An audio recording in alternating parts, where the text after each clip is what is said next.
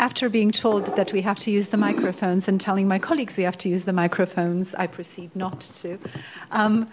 Good evening, everyone. My name is Luisa Białasiewicz, and I'm a professor of European governance at the University of Amsterdam and the academic director of ACES. So on behalf of ACES, but also two very important partners, the Daniels Institute and SPOW25, where we are located, I wanted to welcome you. This is the second event in our series on the geopolitics of technology. We had our first event at the end of the last academic year, and we will continue into the autumn with two more events that will take place in November and December. So I would strongly encourage you to follow those. They will be online events, maybe because we were pessimistic about what will happen yes, with the, I don't know how to put it, with the ongoing pandemic. And, we have a number of international speakers, so we thought it was safer to schedule the next two events, not in person, but online. Will be live?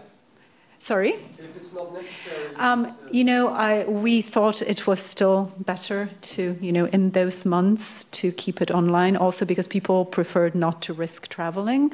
And if any of you have been through Schiphol recently, you will understand why we were joking about that, kind of speaking about, kind of the failures also of not just technology.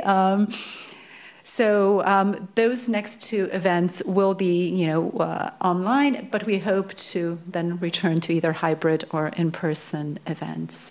As I said, please watch both the ACES newsletters website, but also I know the Daniels Institute has been advertising these events. So that was my general pitch, but I wanted to say just a couple of words about tonight's event, and we're very fortunate to have three great speakers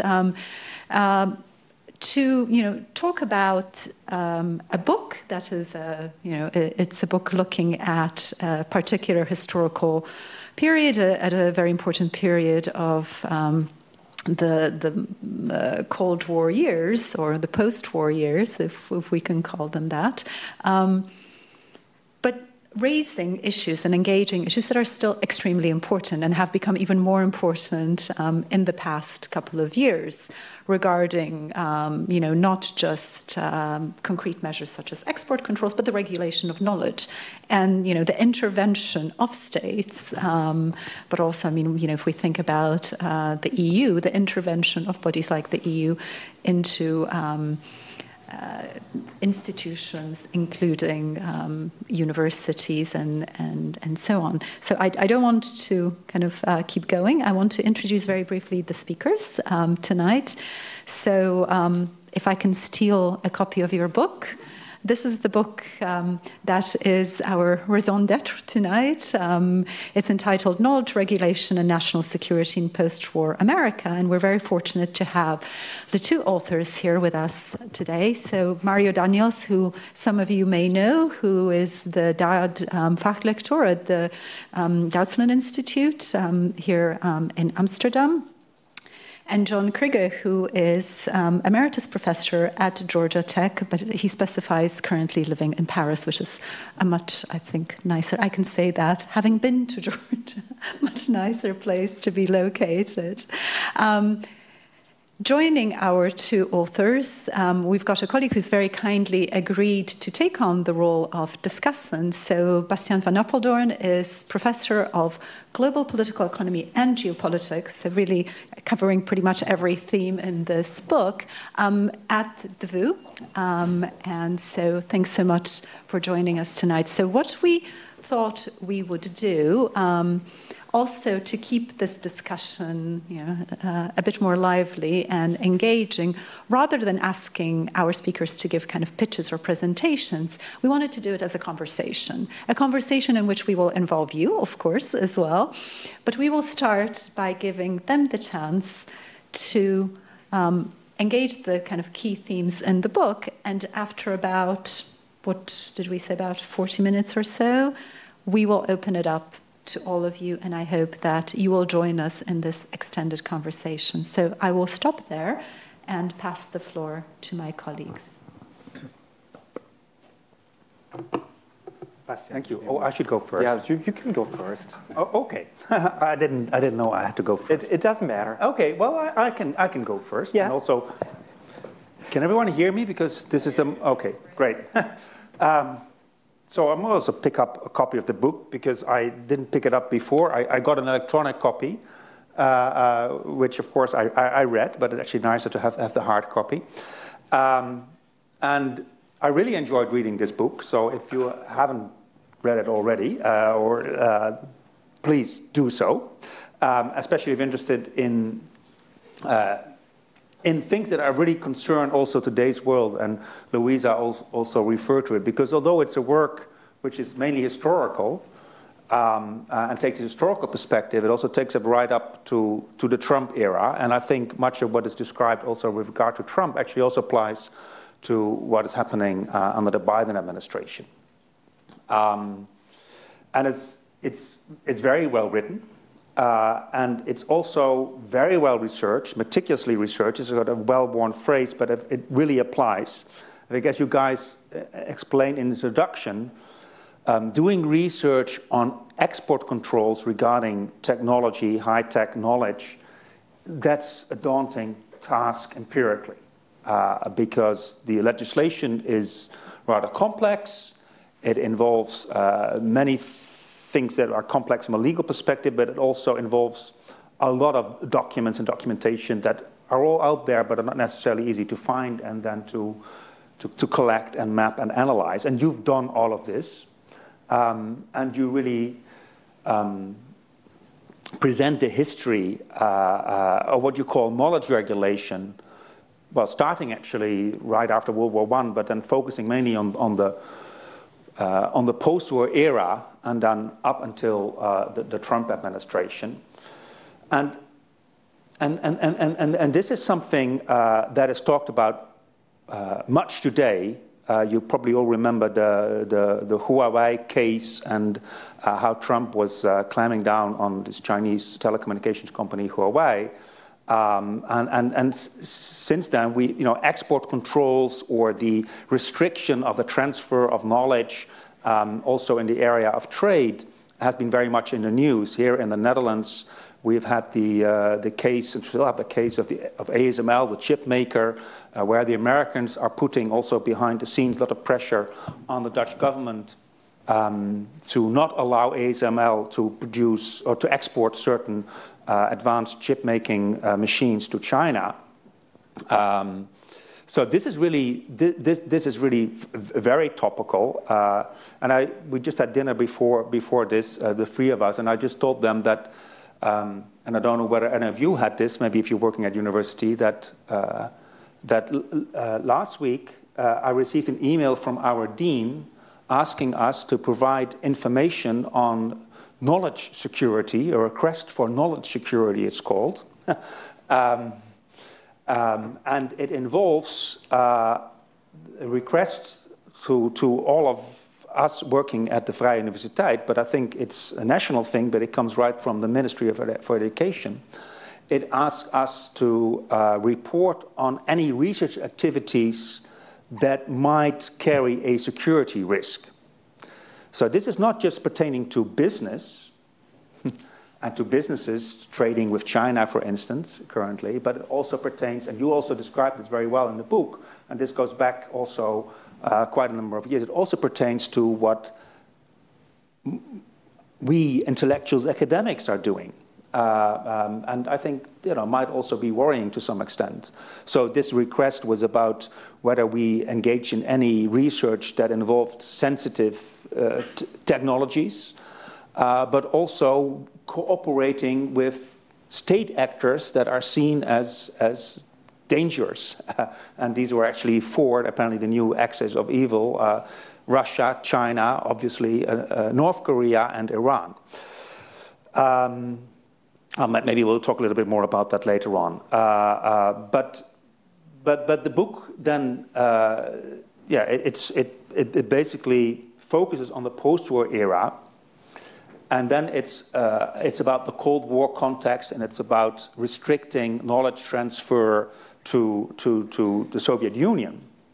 But I think what's interesting, what maybe we can discuss also later on, is that this continues right into the post-Cold War era, which already brings us to the question of, if it was about containing the Soviet Union, why does the US continue with this after the collapse of the Soviet Union? And this was actually before also the obvious rise of China.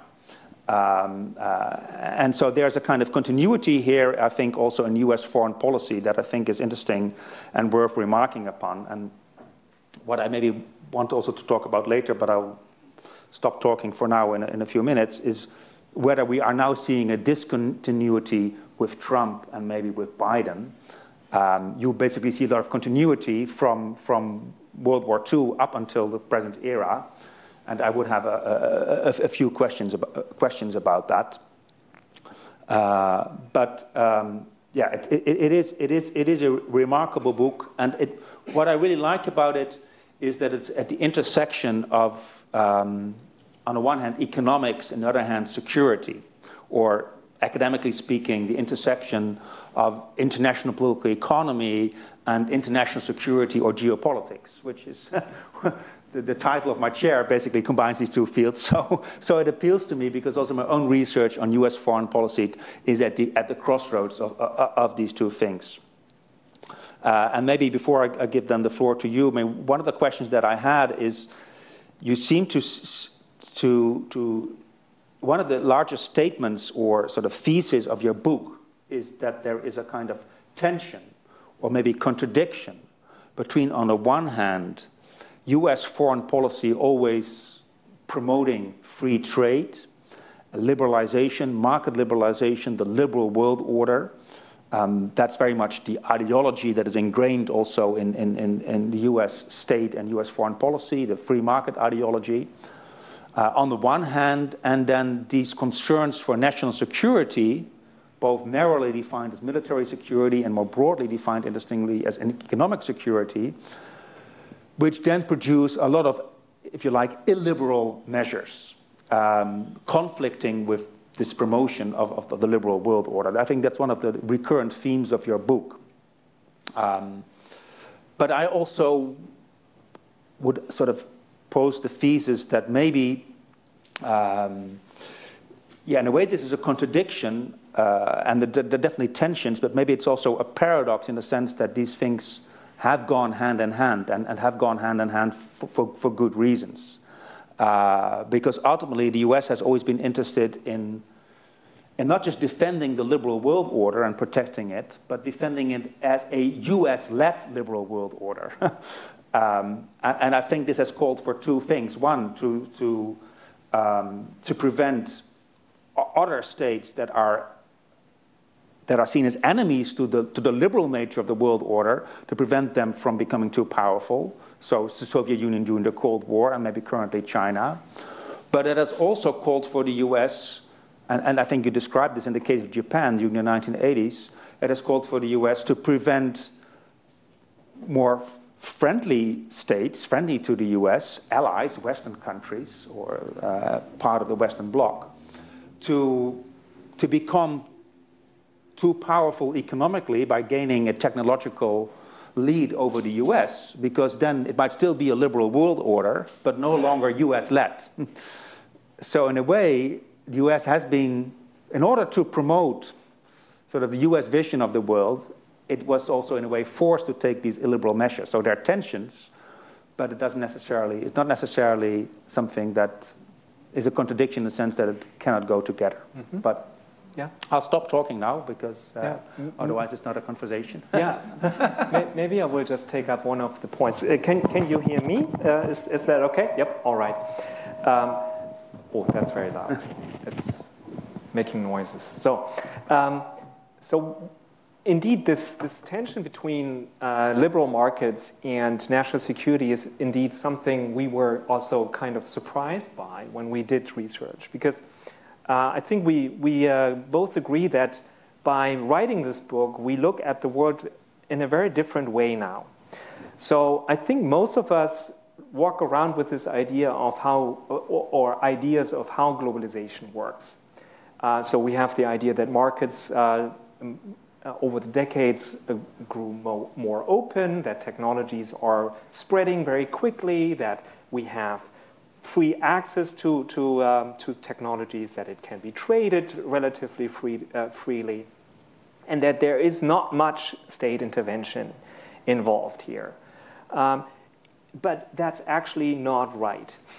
And that's really one of the remarkable things if you look at export controls, because they're incredibly dry and usually you don't run into them by accident. If you're not in the tech field, if you don't work for a defense contractor, for example, or if you're in the space industry, you don't see them.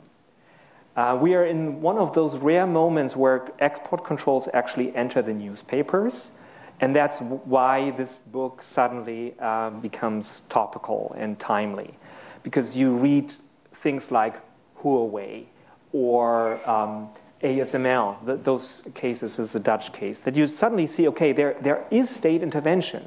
ASML is not allowed to sell certain machines to certain companies in China. And the question is why, right? Who is actually deciding this? What are the mechanisms behind that? And there are really bureaucratic mechanisms there. And we did research on these bureaucratic machineries that basically insert themselves into the market logic. And then suddenly you see that liberal markets are actually regulated in the high technology field, really the kind of cutting edge technologies. They are not freely shared, but there are state bureaucracies, and especially the US bureaucracy, that looks at these technologies and regulates them. And regulation means sometimes just denying selling them. And that's really against the grain of thinking about liberalism and against the grain of thinking about globalization as a process that is just running freely.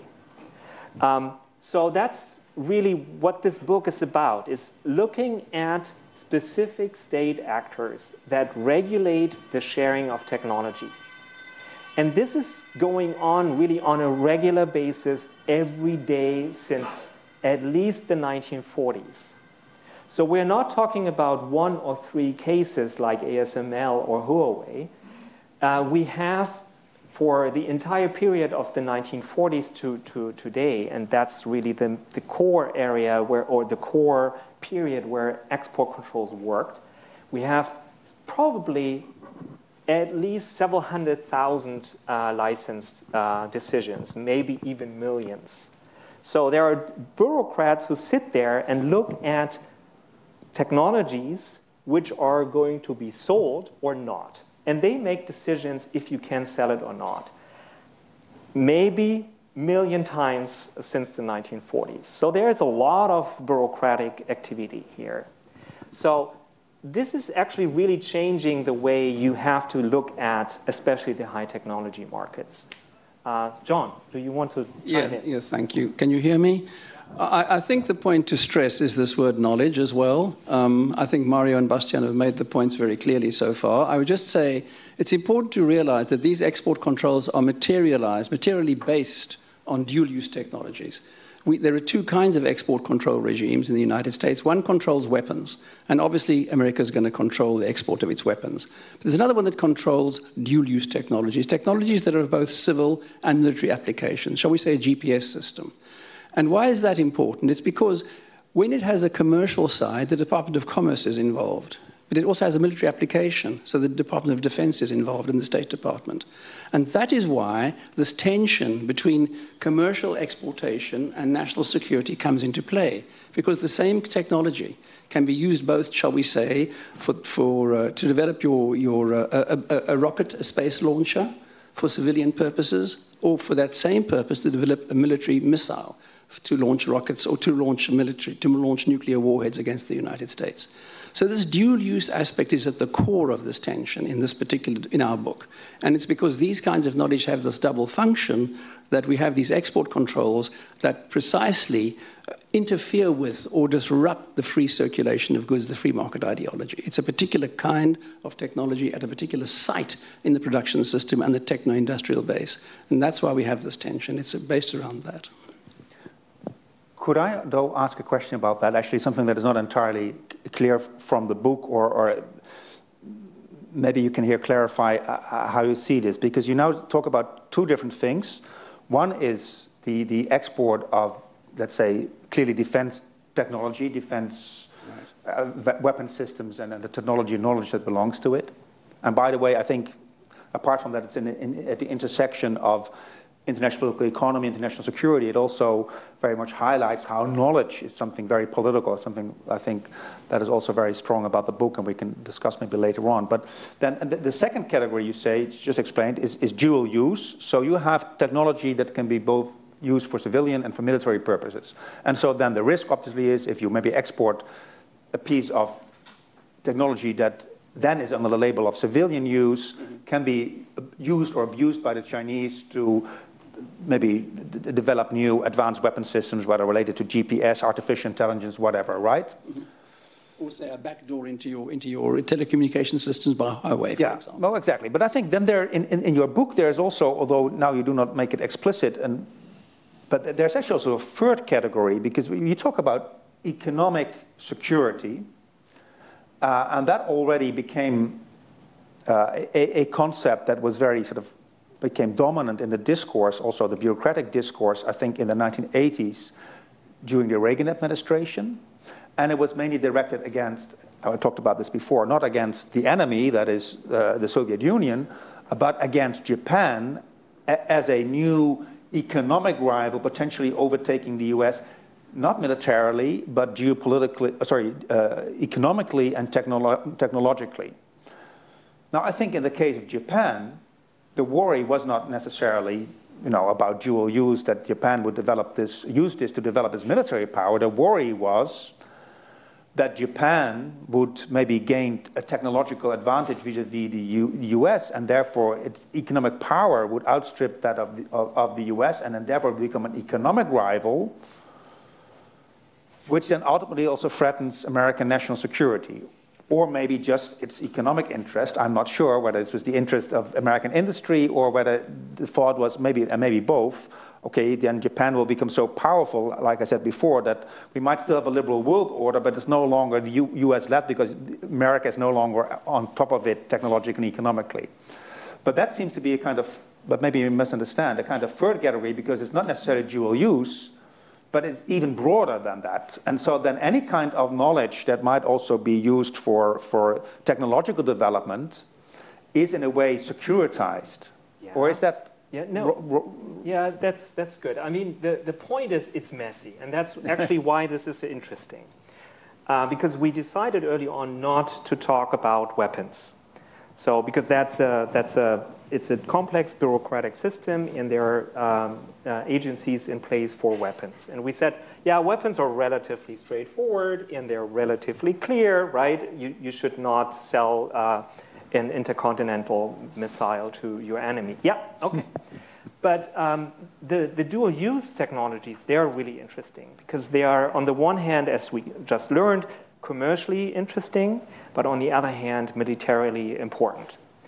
And they are inherently messy, and Japan is a good inroad to show that they are also become, over time, more messier, step by step. So I try to make it short. To give you one example, right? So a computer, a large computer system, usually during the Cold War, pretty tightly regulated because it has an implication for nuclear testing. So a large computer system, so a mainframe, you know, maybe from Mad Men, right? So a thing like that. It was at the beginning of the Cold War a relatively straightforward technology because it was not really completely commercialized. Only a few companies had a large computer, and it was mainly developed within the military-industrial complex, so usually paid by the Department of Defense or NASA. But during the 1970s, computers become commercial objects. So they become things you can buy on a regular basis, even as a relatively small customer. And then they get even more commercialized during the 1980s. And the Department of Defense is not the main funder of R&D anymore. It's private companies. And those private companies are interested in selling things globally. The third thing you have to know is the US is not the only country anymore that produces large computers. It's now, for example, also Japan. So what happens, and that becomes clear during the 1980s, is that the Department of Defense, that was at the beginning one of the leading developers of computers, becomes now just a customer and buys its stuff from Japanese companies, and becomes suddenly highly dependent on computer chips from Japan. And in this context, suddenly it becomes clear, okay, we lose markets to the Japanese, and we lose defense independence. And that is really why dual use suddenly becomes a large problem, even in regard to an ally like Japan. So it is still a dual use problem, but due to technological change, to change of markets, and to the rise of new actors on markets, it becomes even messier than it was in the beginning. John? At the same time, there was a debate in the United States about the way in which defense procurement was being managed. And there was a huge divide between companies manufacturing for the commercial market and companies manufacturing for the defense industry. So a chip for the defense industry would cost $35. A chip on the commercial market would cost $1. And that was the fear, that Japan, in the semiconductor and in the information industry, was producing things far cheaper than the United States. And in that sense, the defense industry was becoming dependent, as Mario says, on the Japan as a supplier. And one of the things they did was not only decide that they had to completely revamp the relationship with Japan, but completely retransform their industrial base, the defense industrial base, and integrate production for the civil market with production for the defense market. And a deliberate effort was taken by Clinton to do that, to what was called then a single techno-industrial base, which could serve both the commercial interests of firms like RCA, which would have to make their profits on the commercial market, to cut down their costs, and at the same time supply the DoD with the technologies that it needed in the 1990s. And you see at the same time that computers are actually a good example, right? I mean, it's not chosen by accident, because right now we have this debate about semiconductors, aka computer chips, again, in regard to China and Taiwan. And we have not the same constellation, but a similar constellation in terms of how it's being framed in the US, but also in Europe. It's very much about technological dependency, about who controls technologies, who has access to technologies, who earns the money with technologies, and how are these technology markets intertwined with questions of international power. That's pretty much the discourse right now, right? I mean, the US has a large package to support the chip industry. The CHIPS Act, the EU is doing the same, and that's not by accident. Computer chips are really highly politicized, and that began in the 1980s. And export controls play a huge role here, because if it's about controlling technology, you can use export controls to regulate the flows of computer chip technologies, right? And that's pretty much what happens right now, that the US more and more thinks about using export controls to regulate the chip markets. It's unclear in which direction it exactly will go, but you see the tendencies. And I would argue, to understand that, it's actually really good to look at Japan, because a lot of the debates we had in the 1980s are similar to what we see right now. So I hope it became a little bit clearer that it's actually not a third category. It's a development of how the discourse about dual use is shifting over the decades. But in a way, you could still argue that that there's sort of different interests here involved and different motives, if you like, on the part of the U.S. foreign policy elite or the bureaucracy, the state. And it's not always clear maybe which motive prevails. On the one hand, it's about the idea of security defined as where we need to be able to defeat our enemies, so to say, and we should prevent China's military rise, for instance. But on the other hand, there's also the idea now we should prevent the technological rise of China and previously Japan. And then the question is that because, from a kind of realist reasoning, that economic power is the basis for military power, so if these countries become more technologically and economically advanced, then they will also become a military security threat for us. I think that's one part of the reasoning. But the other one is maybe more sort of a narrow economic interest one, thinking about the economic interest of American industry competing against previously Japanese multinationals and nowadays Chinese multinationals, because Huawei, of course, is also a competitor for US telecommunication firms. Just like in the 1980s, it was not just in the US, but also in the Netherlands, that, for instance, a company like Philips was very much worried about Japan and about the competition from Sony, and the CEO of Philips was advocating a kind of protectionism at the European level in order to stop what he actually literally called the yellow danger, in quite racist terms. But he wasn't thinking about security other than the security of his firm and his shareholders.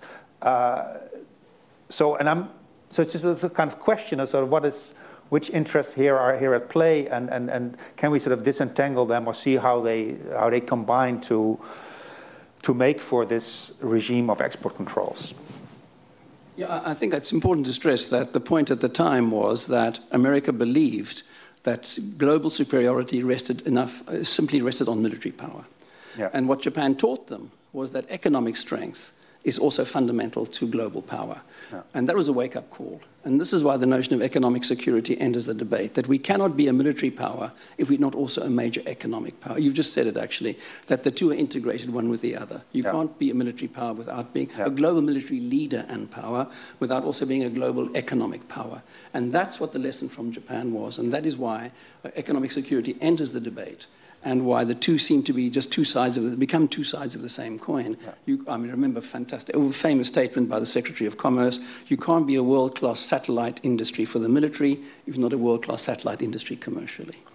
And the two were back-to-back for them in the 1990s. So the two dovetail with each other. And that's the lesson Japan shows. You need economic strength to have military strength. Yeah, and I think at the same time it's important to keep in mind this is also very closely intertwined with ideas of American decline, right? I mean, up to the 1970s, no one really doubted in the US that America is the leading technological, economic, and military power. And they were naturally intertwined, and no one really thought about the relations. I mean, they were kind of clear. They're not dummies, right? They know how things are intertwined. But the very moment when new competitors enter the market and this structure is broken up, there is a moment of reflection where people start to think about this relationship anew. And it's also funny that you can see the academics in this time period start to read also classics on mercantilism and how in the world wars economics and the military were intertwined, and start to apply that to the context of the 1980s. Keep in mind, this is the neoliberal Reagan administration, right? So actually, it's all about free markets, allegedly, but in the Department of Defense, you have these people who think actually much more about what is the relationship between military power, political power, and economic power. And that becomes really an issue, and that you can see that in the development of the language. That's really when the term economic security pops up, which sounds, yeah, okay, economic security, it makes sense. No, not necessarily. It is really something you have to come up with. It's basically in conflation of the old Cold War national security terminology with globalization in the economic realm. And you put that together so that globalization and national security becomes something that is to be debated in the same context.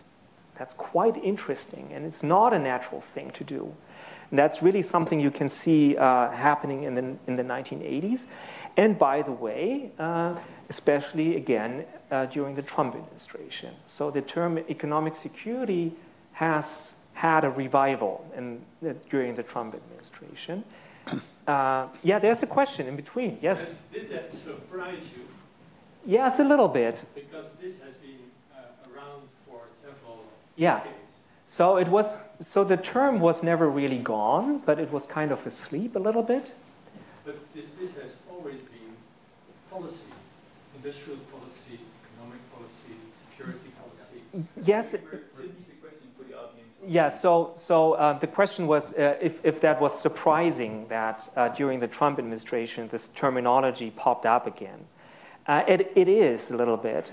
And it is, I'm not sure if I understand all the time American logic completely. It's a really complex. The Trump especially. Yes. You know, I usually describe American politics to my students as a room full of people who scream at each other. And at some point, there is a new policy. So no one really knows how it comes about.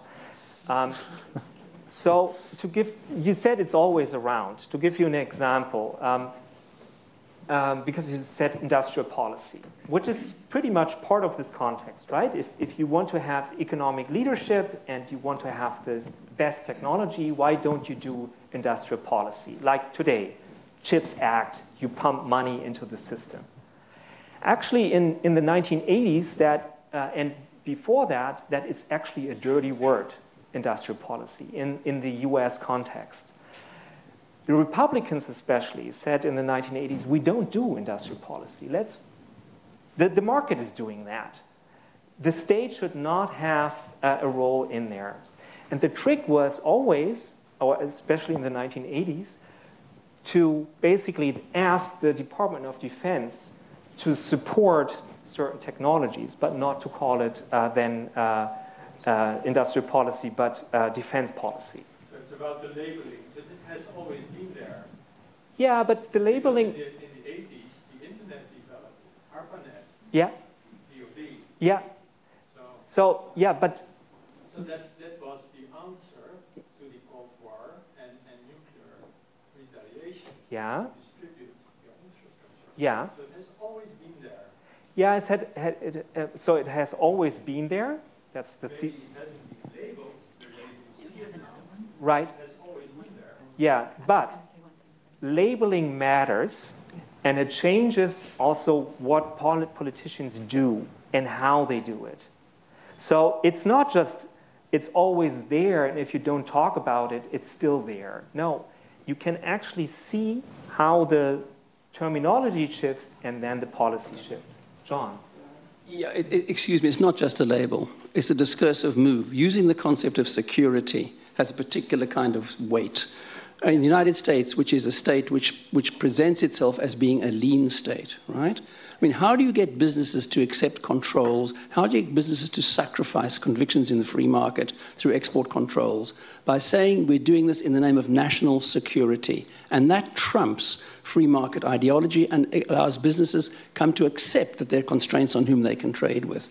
Adding the word security onto the word economic is to say, now we're also going to put constraints on your international trade in the interest of economic sort of protectionism. We don't use the word. Economic security is going to stop you trading with certain people. We're going to strengthen our economy in the name of economic security at the expense of other people, and we're going to control whom you can trade with. So against free markets, this kind of concept isn't just not a label, it has a huge political weight, and it legitimates certain kinds of actions by the state which would not be allowed, which would not be acceptable to the business community, who will of course believe in free markets and neoliberal free markets and globalization under Reagan. So we will get to all the questions, and I'm glad that you're all eager to participate, but I know Bastian, you wanted to jump in. Maybe on this point, because as you just, how you just explained it, John, I think that's also very well explained in the book, but I do have a question about this, and I referred to this earlier, in terms, to what extent you actually also see some discontinuity, because you just referred to the sort of decline context. So in the 1980s, there is this whole talk about U.S. decline for the first time, actually, as you just explained, and that's got to do with the rise of Japan and the idea that U.S. is no longer maybe technologically and economically leading. Then, of course, the Soviet Union collapses, and we get sort of the era of unipolar American power, and this whole decline debate is over again. And now, in a way, we are back to discussion about U.S. national decline, because there's worry about the rise of China and whether U.S. is not losing the technological competition and economic competition with China. And so that's maybe the parallel, as you also describe it in the book, between the Trump years, and maybe actually I would say also the Biden years, but we can maybe discuss that later. But it's continuing on the Biden to a large extent. Also talks about the technological competition, the competition with China as the defining competition in the 21st century, and it goes along with export controls and also continuing trade war, basically. But the parallel between Trump and Reagan is that there's this concept of economic security, and it's a mercantilist discourse. You say it's about state power, it's about restricting the flow of trade, of goods, of knowledge, of technology in the interest of security, which is then defined not just as military security, but also economic security. But I would say that there is still an important difference between the Reagan years and the Trump years. Because in the Reagan years, you had this mercantilist discourse, and it was also an instrument of national power, if you like. But the overall aim of US foreign policy, if you like, the grand strategy under Reagan, was still to preserve and promote and defend, and if possible, expand this US-led liberal world order based on open markets and on, if you like, a neoliberal concept of free trade. Whereas under Trump, that I think is gone. It's about economic security, it's about American interest, narrowly defined, but it's no longer about the liberal world order. The liberal is thrown out of the window anyway by Trump, and he is openly sort of an anti-globalist, whereas Reagan and also later Clinton and Obama still embraced some kind of globalism. And it's actually also no longer necessarily about US-led order, because it's no longer about US leadership, it's about America first, which is a kind of different concept than the US leading a world order, whether liberal or illiberal. So I think that sort of changes under Trump, and for me the question is, well, what about Biden? In a way, he still speaks the language from before again, a kind of American exceptionalism and American leadership and blah, blah, blah. But at the same time, many of the policies that Trump put in place in terms of against China are still there, and his discourse is also very much mercantilist, I think, more than under Reagan. So I would say there's a kind of, although there's continuity from World War II up until Trump, there's also a kind of discontinuity in recent years. Would you agree, or? Mm-hmm. John, you first? Yeah? Yeah, I can do that, or, yeah, I'm not, yeah, I don't know. So yes, there is, I think, everything you said I can agree with. I think also what is important is that the strand I made strong right now, or I emphasized in my last statement, is very much a history of ideas, right? Of concepts and how those concepts pop up and how they develop over time. The implications and the repercussions of these ideas are different according to their context. And I think one thing you should always keep in mind if you talk about Japan and China like I do, is they are very different from an American perspective, right? Japan was seen in the 1980s as a real threat. Just read one of the 10,000 books on Japanese-American relations in the 1980s. It's a horror show. It's basically like preparing for the next war. But Japan was always an ally, right? It doesn't have an army. It's part of the constitution of the Japanese constitution not to have an army. So it is not a military threat. And China is very different in that regard, right? It has very different global ambitions. It has military ambitions. It has economic ambitions. And in this setting, an idea of economic security has far greater repercussions and implications than in the case of Japan. I think that's really important. I agree. And then add to the mix someone who's an anti-globalist like Trump and people like Peter Navarro behind the screen. And then you have a perfect storm, basically, where you suddenly see, okay, economic security can also be interpreted as a unilateral thing we do in order to push more American power in global markets and control technology and protect American military lead. So I think the context is really very important, and China is a different kind of animal in that regard. I totally agree that there's a discontinuity, and I just put what Mario said very quickly in a different way. In the Cold War, America faced a military power that was economically weak, the Soviet Union, and an economic power, Japan, that was militarily non-existent. Today, it faces for the first time in its history a global power which is both economically strong and militarily strong.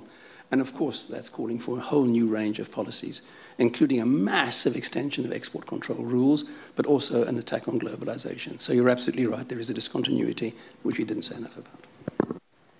And I think, hopefully also in the discussion, we'll think about what is happening right now with the Biden administration, because I think the thing that I would add to it is, what kind of narratives are going to accompany it?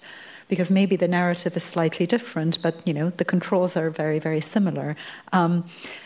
I think, I'll just, add one thing to it. I mean, one of the things that struck me reading the book is that I think, these policies are geopolitical or were geopolitical, continue to be geopolitical, but not necessarily in the kind of obvious ways or in the ways in which we would expect them to be. Because I think, when you trace these moments where there is this kind of acceleration, where these new, narratives, for example, of economic security or insecurity emerge, are, not necessarily maybe those moments where we would identify, other forms of insecurity. I think the thing that really struck me is, at the height of the Cold War, so whether late 50s or also through the 1960s, there was ongoing collaboration between US and Soviet scientists in cybernetics and, development of early AI systems. And there was, that was happening while, this was supposedly kind of a moment of heightened Cold War tensions.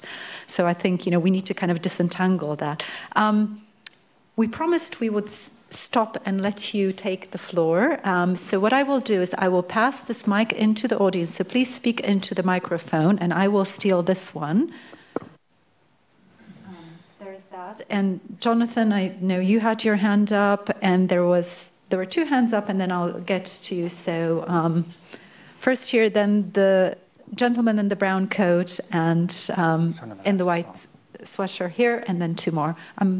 Okay.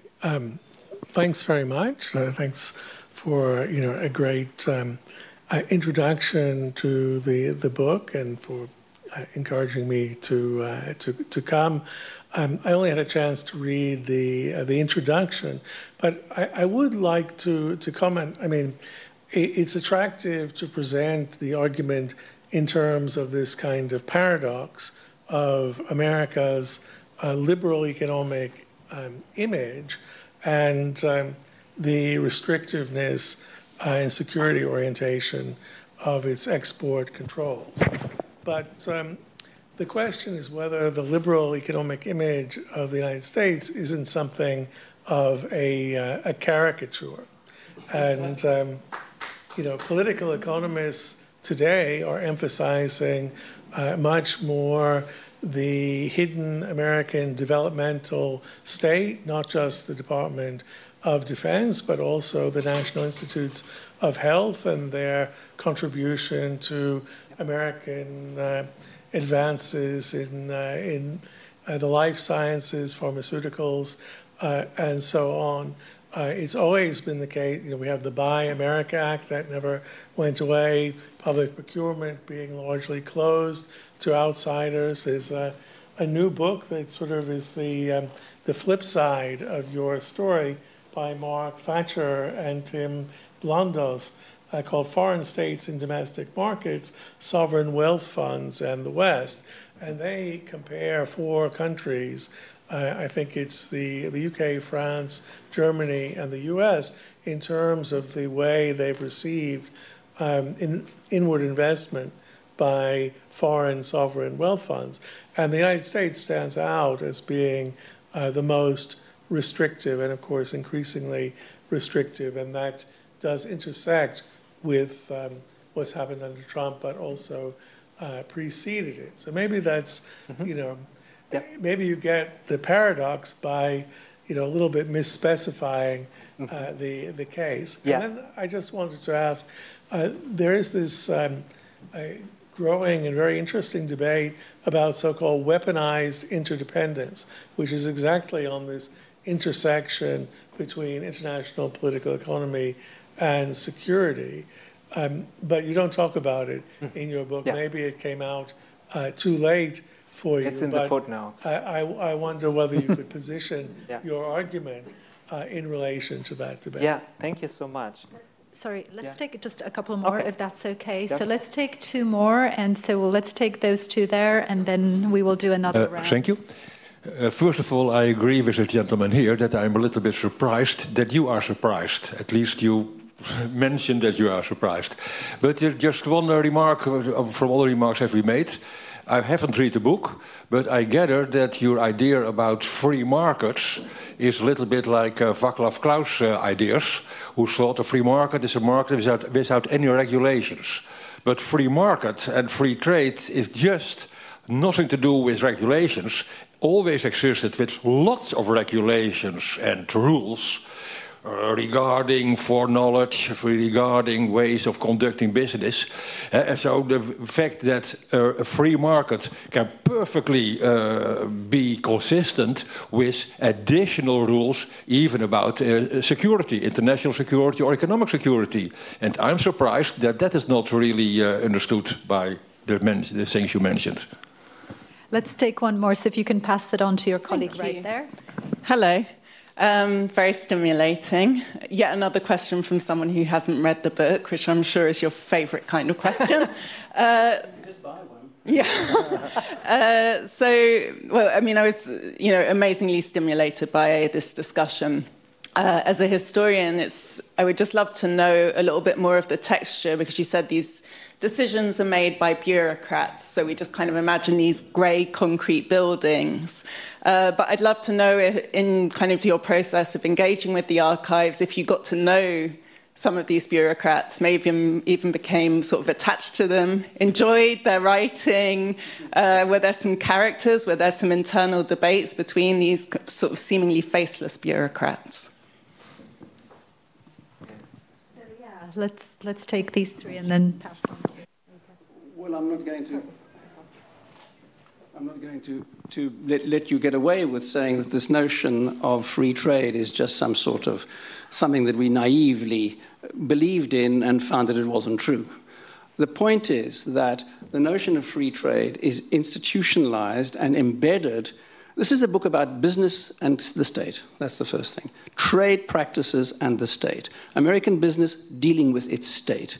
These export controls were reluctantly applied. In fact, they were never officially institutionalized until 4 years ago, because it was not something that you did, because the state did not interfere with business practice in this way. It was something that was regretfully done, and repeatedly there were attempts made also in the face of America's allies to cut back as much as possible on these controls in the name of the free market. It was a subterranean pressure against export controls all the time. So it wasn't just so the fact that export controls were implemented was a constant negotiation between the government and business. Business constantly opposed it, challenged it, disagreed with it, was never satisfied with it, and because they believed in free markets. Now, there are all sorts of other controls. I totally believe... I beg your pardon? They believed in their own profits, not in the free market. So I'm sorry. I mean, making profit was able to trade as broadly as possible and outcompete your competitors on the global stage. I mean, that was what it meant to them. So, I mean, so it wasn't necessarily, they didn't walk around waving a banner saying free market or free trade or whatever it is, but they believed that export controls were an invasion of their right to trade globally, and it required a huge amount of effort, including, as I pointed out earlier, mobilizing the concept of security to get them to bite on the bullet and accept that they couldn't trade in certain areas, that they could only have limited exchanges with other people, and they had to try to get their European partners, by the way, who did not like this at all, to agree with them. Okay. Yeah, I still have my mic. So thank you. Of course, it's a rhetorical strategy, right, to talk also about liberalism and national security. It's a way of making things which are incredibly complex intelligible to a broader audience. Actually, that's not one of the main arguments of the book at all. And I would really agree, actually, with the broad literature on the developmental state US. And I would say it's not even hidden. It's out there. You can see it. You just have to look at it. Then it's completely clear. You can actually see this as a little bit of a story that is related to the developmental state, because you see here how bureaucrats think about R&D in the context of national security and foreign policy. And think about the role of the state as a promoter and, in this case, also the protector of technological lead in the interest of state power. So it is actually very much close to, Matsukato's book, which I didn't like, but it has a strong argument, and you could read them back to back, so to speak. And I think that's actually interesting because the developmental state literature does not engage with export controls at all. They don't see national security as an issue. They never discuss national security. Even if when they talk about the Department of Defense, they never reflect on the concept of national security, which I find completely odd. And this book is really doing something completely different in this regard. The weaponized interdependence is a nice concept, and I think it's very helpful, and I like the article, but it is not very historical. It discovers the topic and pretends that it's something that happened in the last 10 years, and we show it's actually already starting in World War I, and you have to look at the entire debate about interdependence, technological lead in this broader context. And so in my part, I wrote where I cite this article, I put it in the footnotes and don't discuss it, which I know Abe Newman, he will probably hate me for that. But I see him next month, I will not talk about that. Just about our bureaucrats, we didn't really get to know any, but what we did find was large and very contentious debates between different arms of the government over what should be controlled and what shouldn't be controlled, and under Clinton between Congress and the government over export controls. Because Clinton tried to drop the bar massively to export to China in the 90s, and the hawks in Congress really got at him for that. And one reason, partly why he was impeached, was for being too soft on trade with China. So there we did see NGOs and congressional hawks really going for the government big time, and also big arguments within the government from time to time over precisely how to manage this conflict between national security and economic security and trade. And one last thing. Despite myself, I like the hawks more. So that's also a problem, right? I really enjoyed the hawks because they have always these clear-cut, very aggressive arguments. and the liberals are a little wishy-washy sometimes. But, you know, it's just a thing, right? If you read a lot of this stuff, then you... And some of them are really kind of popping up all the time, especially in the Reagan administration, you have always the same names. So there's one Ulmer, his name is Ulmer. I don't know how often I have read stuff by Ulmer. And then, of course, you know these guys without ever having met them, so... Thanks for that. And, you know, I mean, thinking of weaponized interdependence, I mean, you know, it's very interesting how this argument has kind of filtered into EU debates with various think tanks talking about, you know, kind of disarming connectivity. I mean, I'm thinking of the work of ECFR, people like Mark Leonard who've written, you know, kind of the age of connectivity and the need, again, to disarm connectivity, which is not only, you know, kind of digital connectivity, but also trade, which is becoming weaponized. And this is, you know, a prescription for action. So, you know, I think this is really kind of debates that are extremely, you know, current. Yeah, and in one regard, it was a little bit inspiring because when John and I sat down from time to time to talk about, you know, how to present the book and how to make it sexy or accessible, because it is not accessible necessarily to talk about export controls. At some point, we said knowledge is like SWIFT, right? Because it shows SWIFT is a good example where you can see American power that is in international infrastructure, embedded in international infrastructure in one thing, the dollar, right? And you can use the American weight to exert power over other states. And of course, it's completely bullshit to say it's like SWIFT. But knowledge is one of those things which are largely invisible, but is a lever of American knowledge. Is the fact that American companies have a lot of R&D still, and still, in some regards, technological leaders. And this leads to interdependence or dependence on American technology. And that dependence can then be weaponized, potentially, by using export controls, for example. So in that regard, don't remember this sentence, export controls are like SWIFT or knowledge is like SWIFT, but at the same time, there is something to that a little bit. So we will come back to you because I want to give a chance to everybody to ask their questions. So let's start with you, and then there are the two gentlemen in the front. So the microphone should come to you. Yeah, please. Good evening. My name is Alex Martin, and I just happened to start my PhD on the practice of export controls of dual-use technologies between the US and China just last week under the supervision of Bastian van Apeldoorn. Not at all a heavy mission. So I do have two very short comments and maybe two more difficult questions. One comment is about the reckoning that China is both an economic and a military power on behalf from the US side, but I think that the key moment was the reckoning that it's also a revisionist power that wants to change the international system, which I don't think it was the case with Japan before. And it took some time because that's when Huawei was in the game. And the second is about the DoD as no longer being the one funding most of the R&D in the US. And that's a different issue on why high-tech technologies as the cornerstone of also all the advanced weapon systems. So it's no longer just about the dual-use category of the export controls, but also of the weapon system itself. So those will be my two comments. And on the questions, I'm wondering, I didn't read the book, but I look forward to.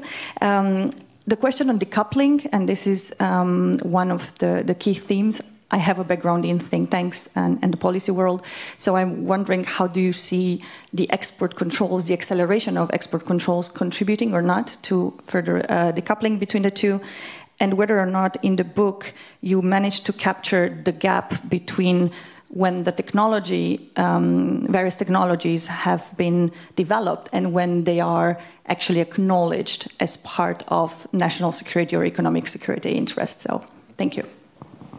Thanks so much. So let's take two more again, and there were these two here. Go ahead, yeah. Yeah, thank you. My name is Joost Geerts. I spent quite some time of my life in international science publishing. I want to make two questions because I'm a bit, I'm not sure what you mean with knowledge. You talk about high technology trade, but it is way, way far away from knowledge.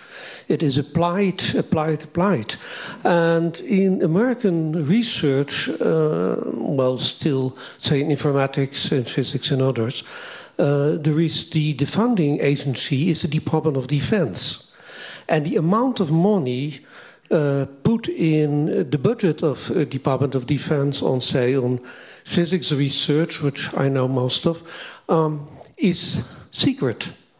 There's a fantastic amount of research endeavor in the United States, but we simply don't know. It came to the fore in the Reagan years with this silly Star Wars discussion. Now it's called maybe trillions, then it was millions. I don't know about inflation in America. But enormous amounts of money are going in research we know nothing about. And where the idea was indeed national security. We know we, America, must be having the most advanced laser systems, the most advanced nuclear systems.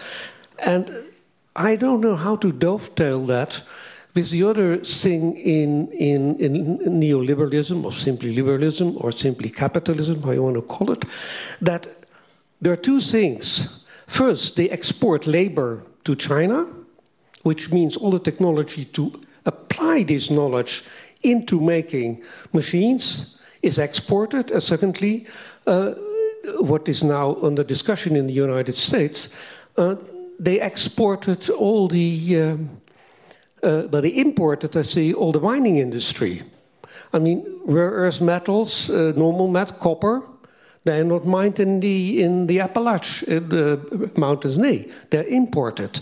So there is a strange thing on the one hand to keep for centuries, no, not centuries, they only exist 2 centuries, for decades, all the knowledge within their own military system. And the second tier is they export the usage of that, and they import the materials they need for applying it. So that are things I don't understand. Maybe it's in your book, I hope so. Thanks for that. So let's take the gentleman right behind you, and then there was one more in the back, so we can take 4. Thank you. I'm amazed by the naivety of certain journalists, perhaps, well, about Chinese companies.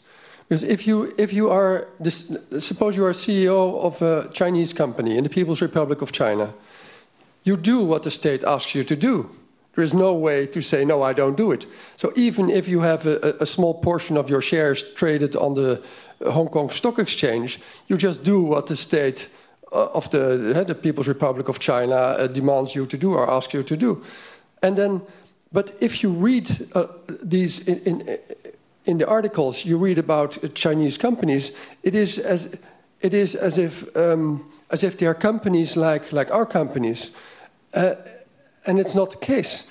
I mean, this is not a free society in the People's Republic of China. There is a one-party system. They are more or less and very often just agents of a government policy, just executing government policy. Because, and then here they were talking. Oh, Huawei is like it's a company, or ASML. What you just said. If they're going to sell to certain companies in the People's Republic of China. But do you have a real understanding, and how is it in, my question is, how is it in academics? Do people see this? Do they have the insight of what's the meaning to be a company in the People's Republic of China? Thanks for that. And let's just take one more in the back before we move on. Yes, hello. Thank you for presenting your work. I haven't read the book, but I do have a small question. You told us that U.S. companies were basically told to bite the bullet and not expect to certain countries, because of these export regulations. But were there ever any companies who tried to circumvent these rules? And if so, what did the US government do about this? Over to you, and also the three of you. I mean, First? Bastian. Okay, yes, on the question of knowledge, the basic applied distinction that you're speaking of doesn't apply. And you stressed that all of this knowledge is secret. What's important about our book is that we've exposed something that's not normally studied or even known about, a whole category of knowledge that is called sensitive but unclassified knowledge.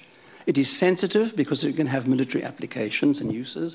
It is unclassified because it has commercial objectives, because it is sold to firms. So we explore that whole vast domain, which is of deep concern to firms. And of course, it is equally of deep interest to America's trading partners. I'm just going to read you just 2 lines, and I'll ask you when you think this was written. Chinese policy has discouraged the acquisition of complete plants and equipment and has stressed the acquisition of know-how, acquiring the hen and not just the egg, as the Chinese put it. As a result of this change, much greater proportion of technology imported since the end of, I won't say the year, has been unembodied technology or pure know-how. That year is 1970. This text is written in 1985. That's what Chinese firms are doing. They're importing unembodied technology and pure know-how, and that's the surprising thing for us in the book. The great interest that these firms, including in the Soviet Union, had in importing unembodied technology and know-how, and the struggle the United States had to control that was one part of our story. Yeah, there's a lot. So there's a lot in the book about how bureaucrats think about knowledge and how they define it and how they work with the definitions. So they have their own epistemology, basically, which is highly complex and actually surprisingly sophisticated. So they have, for example, an idea of tacit knowledge before academics actually use the term, which is kind of interesting. So there's a complete strand of the book that is basically about what knowledge is and how you regulate that bureaucratically. We don't talk about decoupling, actually. And I'm not an expert in that field. Of course, if you want to decouple two systems, export controls are a very powerful instrument. And you can see how it's being used right now. But it has also its limits, right? Statutorily, it is still very closely tied to national security, so you have to work around the terminology. We talked about that at length. Is this just a word, or is it more than just a word?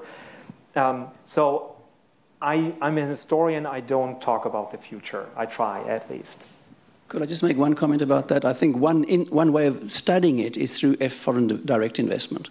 And that has been an extremely important new instrument. It was already there in the 90s. It has been amplified and really strengthened by the Trump administration. And indeed, European governments and the European Union are more and more concerned about FDI and controlling FDI as an instrument for having access to advanced knowledge and technology and know-how. I think that's one interesting way of looking at one pattern of trying to decouple economies. Plus, it's happening in academia by denying people visas and so forth and so on. But that's another story. Yeah, and your second point about emerging technologies and how the export control system deals with that, there is specialized literature on that. We touch on it here and there, but never systematically. So it's a disappointment, I know, but you will get a copy from me in exchange. So. And of course, there were companies that ignored the rules because you can make a lot of money with, especially during the Cold War. You have actually really companies that specialize in East-West trade that is basically illegal. By the way, quite a lot of German companies, which is kind of interesting, and also Austrian companies. And actually, there were larger efforts, especially during the 1980s, to crack down on this illegal market. So the customs in the US had an own department, sub-department, called Operation Exodus. And that was basically just to hunt down illegal traders. And there were quite a lot of public trials against people who circumvented export controls. But you know, there is quite a lot of punishment at stake here. You can go to prison. There are really huge fines. You can be blacklisted as a company so that you can't do business in the US anymore, which very often breaks the neck of your company. And John also has examples from the satellite industry. Maybe. Yeah, $30–40 million fines to Hughes and Laurel for satellite exchanges. One of the main sanctions, Mario just touched on it, is that you may not sell anything further to the American government. So just an anecdote, I went to an export control course with 45 business companies, represented 45 companies. Many of them are small companies, just making, shall we say, infrared goggles for night vision. If they get caught selling that, shall we say, to an enemy country, they will never get another defense contract. And they depend on defense contracts, so it's a fatal blow to their success. And that's why they're all sitting in export control training. IBM, I believe, has 100 people, it's anecdotal, 100 people working day and night, lawyers working on export controls to make sure they don't violate export controls. Yeah, so as you probably remember, I worked in DC for a while, and there's a little army of people who work on export controls. You don't see them, but if you access their circles, you're surprised how many lawyers are running around in DC helping companies to navigate this very complicated world. Maybe another thing, because we talked about knowledge and we also talked about academia. So what is an export, right? An export can also be a conversation between an American academic and a Chinese academic on American soil. Let's imagine you have an office on MIT campus, and you have a conversation with a Chinese colleague about a technology that is export controlled.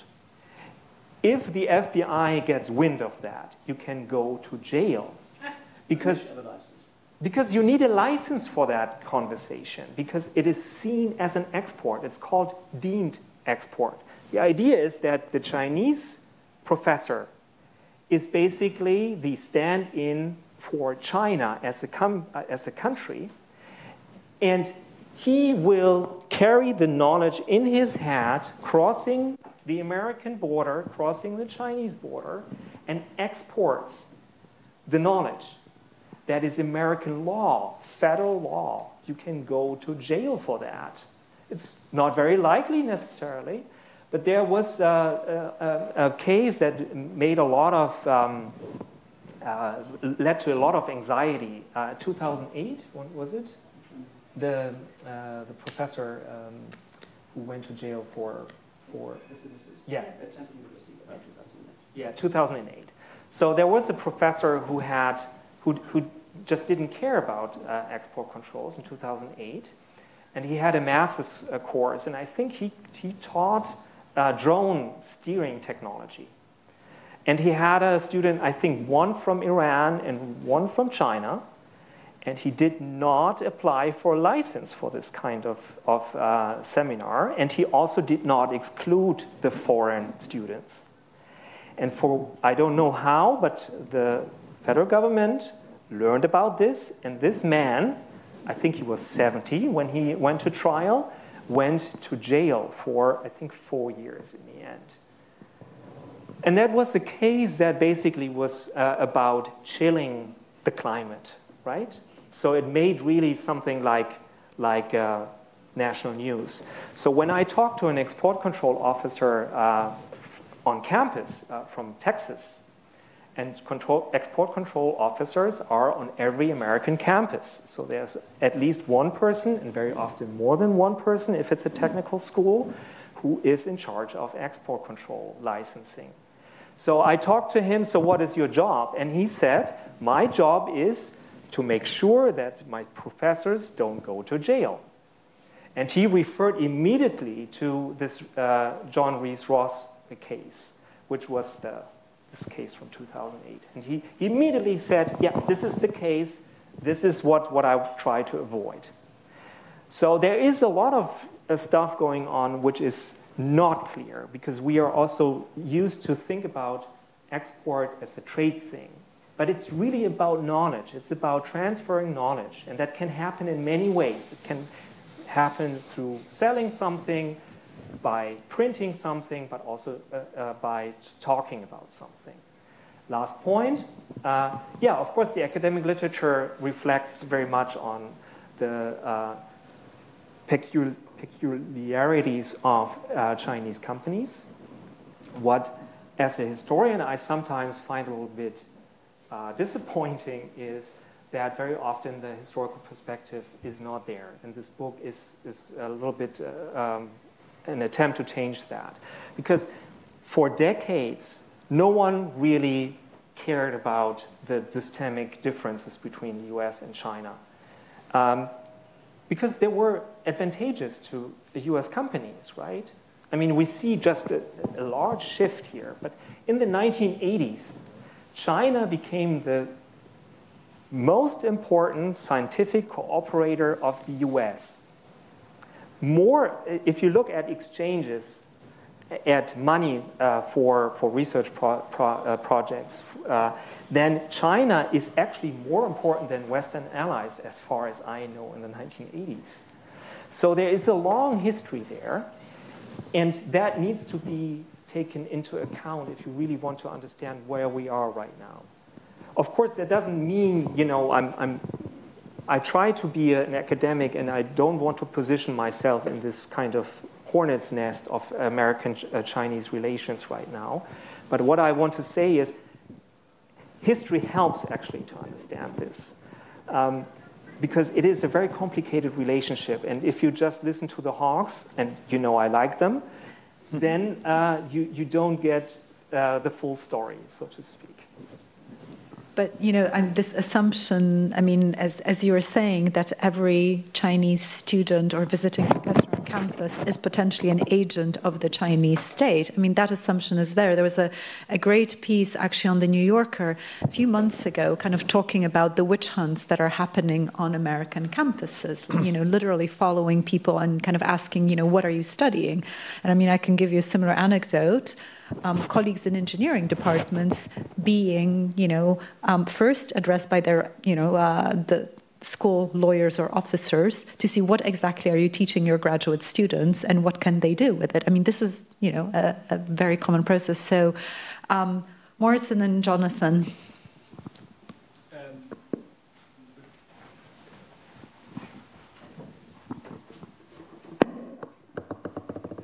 Thanks very much. It was a brilliant presentation of a highly topical topic. And what I'd like to know, in the current coverage and debate, there's a lot of kind of doubt whether these export controls can be efficient, and to the extent that they are efficient, whether the West, Europe, America can even afford them to be efficient. So are we not by now way too dependent on China to sort of cut these trade flows? What are the side effects of that? And does this doubt have a longer history, as far as you can tell? Thanks. So I want to ask a kind of provocative question, which follows in this line. So there's a kind of undertone of what I might call the hawks who cried wolf. And, you know, I think, you know, most of us in this room would be very uncomfortable with the idea that any, you know, Chinese academic in an American university is potentially suspect as an industrial spy for China. However, and we might also think that after the end of the Cold War, this regime had become increasingly anachronistic and made less and less sense. But if we look at the situation now, since the Russian invasion of Ukraine and the growing military tensions between China and Taiwan. And I would say the growing aggressiveness of China in its East Asian neighborhood. Might we not think that this export control regime has proved to be surprisingly current and even valuable? I mean, my impression is that, for instance, the possibility of denying access to advanced computer chips is one of the measures that is most effective vis-a-vis Russia.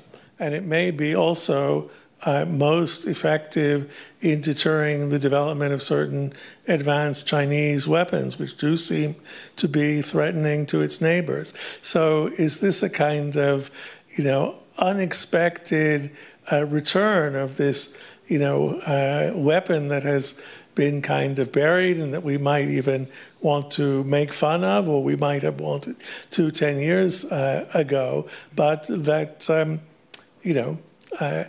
we may be actually rather happy from some points of view that it's there. I mean, of course, that's a political statement, I wish I make unashamedly, but, if it stops, Russian replenishment of its military capacities in Ukraine, maybe we should have 2 cheers for export controls. Jonathan, thank you. You sound like one of my favorite hawks, actually, right? You see, that's why we're doing this right now. So, we always deny computer chips, and that's exactly the right thing to do, right? It always was. Yeah, of course, I see your point. As a historian, I would say, actually, if we look at the discourses about the efficiency of export controls, we see actually that it's never really decided if they're effective or not. It really depends on your political stance, on your position in the bureaucracy or outside the bureaucracy, and the question how you interpret counterfactuals, right? Because one thing is if you deny something, it's actually difficult to show that the effect of that, right? Because it doesn't happen. So this may be the test you were waiting for. No. That's a can of worms I won't open because it's a nightmare. But it is really one of the many things that comes up time and again. How effective are they? Are they a good thing? I can say historically they're probably among the most hated bureaucratic regimes I have ever seen because no one seems to like them. Even the bureaucrats sometimes say, yeah, they're unwieldy and they're complicated and they're a pain in the neck. We know that, but they're necessary. So I'm a little bit agnostic about that because I have read so much about the pros and cons. So I know it's a little bit, it's not a good answer, but it's the answer I have. And Moritz, your point was... Are they effective? Yeah. The effectiveness and the affordability of... Yeah, the effectiveness I just answered, right? I mean, it is really difficult to say because so much is also not in the public domain about the practices, about the individual denials. It's really difficult to research. And the affordability, yeah, indeed. I mean, you have to keep in mind the system was set up in the 1940s when the US was really the technological leader. And for several decades, it was in many high technology fields really the leader and could just say, yeah, we deny it. But since the 1980s, there is more and more debate about what happens actually if other states deny us something. Can we afford that? Is that something we should fear? Actually, it does not really happen very often that something, at least I don't know, that something is openly denied to the US. Yeah, in the Japanese case, there was actually a very influential kind of gray literature book in the 1980s. It was first circulated within the Department of Defense just as a copy, translated by the Department of Defense. It was written by a Japanese intellectual, and that book was called, then published, Japan can say no. And that was really kind of written by a Japanese nationalist who said, so how about we just say no? And there was, I think he even played around with the idea, so how about we sell the computer chips to the Soviets? Let's see what happens, right? And that gave the heebie-jeebies to the DoD people, but it didn't happen. Just an anecdote for you. I don't know if you know, but the oil pipeline from the Soviet Union to Germany was strongly opposed by the United States on the grounds of export control and other kinds of constraints. And of course, they lost that battle. Nord Stream 2 was strongly opposed by the United States as well. And eventually that wasn't built anyway. So in fact, if the United States had won the first battle, not having the first pipeline, who knows where we would be today. So in a sense, that's what the problem is with hindsight, though. It makes sense of the past, which never happened. There's always going to be contestations over these things, and that's a perfect example of where perhaps today we regret that the contestation came down in Germany's favor, as it seemed at the time. But I think it's impossible to decide whether they're worth keeping or not. They won't go away. If anything, they're becoming more and more entrenched in the administrative apparatus of the state. It's very difficult to get rid of them. And there's always the argument that anyway we're going to need some export controls. The question is where to draw the line, and that's heavily contested and will always be. It's a negotiated interface between industry, the government, and of course settled by the global political competition, economic competition, and what America's partners will do. The American partners will go and sell to China, then American businesses are going to say, well, we're going to do it too. So it is extremely important for the United States. It keeps a kind of control over foreign availability. It's a big debate. And if it loses its multilateralism in this sense, if it loses its allies, if Germany says, we'll sell what the hell we like to China, then there's going to be a real problem about export controls in the United States. But it depends on allies collaborating. And around that, the debate will be fought, I think. Bastian, I'll turn over to you for the closing words, because I know the closing or summing up. Oh, wow, that's a big task. Since you do both global political economy and geopolitics, we'll put it on your shoulders. Sure, thanks a lot. Well, maybe 3 short comments also responding to the discussion that we've just heard. I mean, first of all, also in response to what Jonathan Seidlin and others were saying about the US maybe being not really the kind of free market model that it's made out to be, because that's a caricature. To make a kind of abstract theoretical point, I think that is also borne out by this book. There is such a thing as a free market, but it doesn't exist without the state. So I think we should not make too much theoretically out of the opposite of states and markets, because markets cannot exist without states.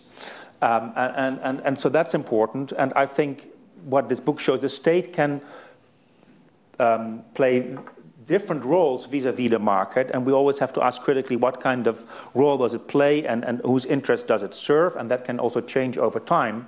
And I think there in sort of the neoliberal era, still also in the Reagan years, but until Obama years, the American state was also about promoting free markets, but that involved the power of the state and it also involved regulation. Maybe the second point I wanted to make, because that was also just mentioned by you, Mario, and I think it's very important to stress, this book is about national security, knowledge regulation, national security in post-war America. That's the title. But it's really about the whole world, and it's also about Europe. And so it's not a story just about America. First of all, I think, as you explained in the book and just also mentioned, the export control regime of the US has a strong extraterritorial dimension. So it also applies to European businesses. If they don't comply with this, then they're in trouble because they can no longer do business with the US, for instance. So that's I think, an important aspect to stress. There's also something we didn't talk about today, but it's in the book. There is, of course, a kind of transatlantic regime of export controls during the Cold War. There was a Comic-Con, I mean. Yeah. Comic-Con, now we have the COCOM. COCOM, sorry, yeah, I'm mixing up things. Yeah. COCOM. And now we have the Wassenaar Agreement, which is a kind of successor to it. So we talked about ASML, the Dutch chipmaker company today. That also falls under the Wassenaar regime. And then, of course, I think what we currently see, that's my third point, is that the European Union, for its own reasons, but also under American pressure, is also coming up with its own ideas of, and practices of restricting the flow of knowledge and technology. And this also applies to us and also will impact us as academics, point that I also started out with. And this is also in reply to Jonathan. I mean, I think there are genuine security, legitimate security concerns, both vis-à-vis Russia and vis-à-vis China. But we should still be very critical about how these things are applied and in what way. And in your book, I think where you become most normative, you say you don't want to touch the hornet's nest of current political debates, but in the way you do in the final chapter, because you talk about how often on the basis of actually false information or misinformation or not in accordance with the facts, people were sort of wrongly prosecuted, also academics. And that there was this sort of, during the Trump years, this kind of red scare, which you just talked about, where any Chinese student or scholar was seen, and maybe still is the case in the US, as potentially a spy. And I think that is deeply problematic. And I just hope that this is not something that we are going to copy from the US. And this is why I was referring before to this letter I received from our dean, in which apparently all employees of our university will get, and maybe also of the other universities, I assume, asking us for a request for knowledge security. And I can see where it comes from. But I thought I have nothing to report because I don't work in any of these sensitive areas, and I don't have a collaboration agreement with China or Russia or North Korea, for that matter. But apparently it does apply to me because I have a Chinese PhD student who is actually going to defend next month, but I still apparently have to report him in the sense that it's a potential security risk because he was, no longer is funded, a PhD student funded by the Chinese government. And so therefore he falls apparently under this regulation that I need to say, well, yes, I have this PhD student funded by the Chinese government, and so this is in the context of knowledge security that this should be reported. Now, I don't think this will lead to any kind of actions against him, but just the mere fact that we are collecting these data under the framework, with the framing of a national security risk, I think is also potentially dangerous. So I just want to sort of end with that warning, that we shouldn't copy these practices uncritically. And I think that's, a very important warning, both for all of us in academia, but there's a colleague who coined the great term, the citizen detective. And, this has already been happening in fields of migration, but not only, of engaging all of us in somehow, kind of enforcing these controls. So not just the bureaucrats who you have studied, but a much wider swathe of society. Yeah. So, we need to end, so thank you so much for all your questions. Thank you for coming out tonight, and thanks to the speakers especially. Thank you. Thank you. And please come along at least virtually to the next 2 virtual events, one of which will be about the politics of disconnection and, kind of really thinking critically about connectivity. So thanks so much.